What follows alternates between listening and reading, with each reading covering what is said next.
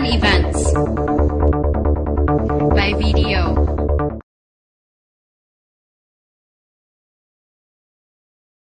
Eto, naghihintay pa rin kami ng paraphernalia na gagamitin sa eleksyon na supposed to be dapat 3:30 to 4:30 na andito na.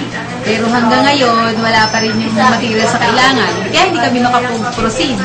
Ay, wala pa yung lahat ng paraphernalia, wala pa. Nandito lang list of voters at saka ballot box. Walang balota, walang lahat ng gamit, wala pa.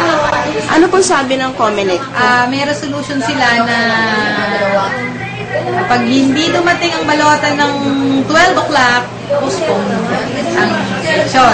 Pero pag dumating siya before 12 o'clock, dire-diretso na sa buong Bacoor. Kasi nakikipag-coordinate ako sa ibang voting poll precincts, wala pa rin sila hanggang ngayon. Tapos ang dami pang kulang ng materials, hindi lahat may EDBCL, hindi lahat, wala talaga.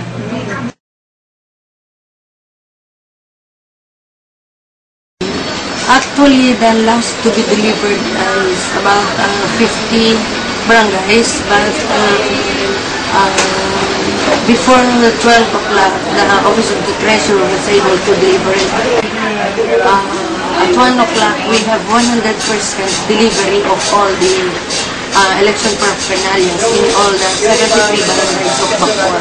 The delay of the delivery of the official ballots and other accountable election paraphernalia, wherein the Commission had already anticipated that is why there is a COMELEC and Bank Resolution number 9078 promulgated October 24 that in case of the delay of the election, the official ballots and other accountable election paraphernalia, the voting will be extended up to 5 o'clock.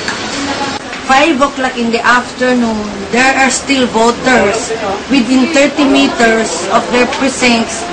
These will be allowed to vote even after they will finish up to 11 o'clock or 12 o'clock. If I receive complaints regarding the ballots, since this is the responsibility of the Office of the Treasurer, and then I referred it to the Treasurer's office.